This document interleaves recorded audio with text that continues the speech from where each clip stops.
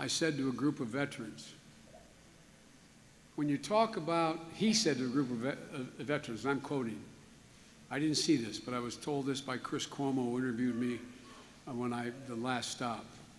He said, and I quote, when you talk about mental health problems, when people come back from war and combat, they see things that maybe a lot of folks in this room have seen many times over. Then he points out to the veterans in the room and says, and you're strong, you can handle it, but a lot of people can't handle it. Where in the hell is he from? No, this is deadly earnest. My son spent a year in Iraq, came back a highly decorated veteran, Bronze Star and a lot else. I've been in and out of Iraq and Afghanistan over 29 times. I found myself in Iraq being asked by General Ordiano, a 4-star, to pin a silver medal on a young captain who had pulled someone out of a burning Humvee, risking his life. And when I went to pin it on him in front of the entire brigade, he stood at me, looked at me, and said, "Sir, I don't want the medal. I don't want the medal." You know why? He said, he died. He died, Mr. Vice President. I don't want the medal.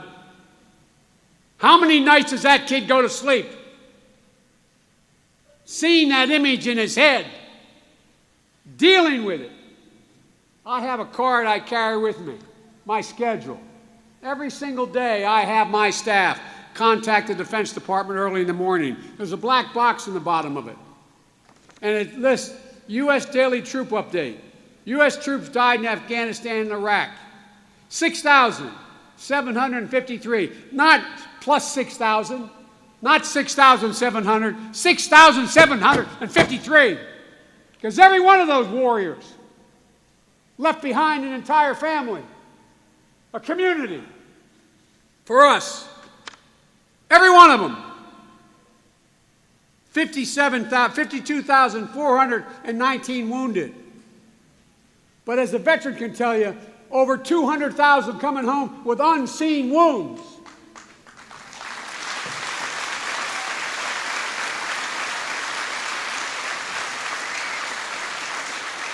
Twenty suicides a month.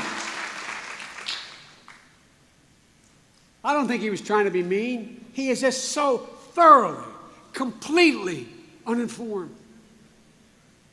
We only have one. I've been saying this, and when I said it 15 years ago, I got criticized for it. But I make no apologies. We only have one. We have a lot of obligations. We only have one sacred obligation: to care for those we send to war and to care for them and their families when they come home. We have obligations to the elderly and the poor and everyone. That's the only sacred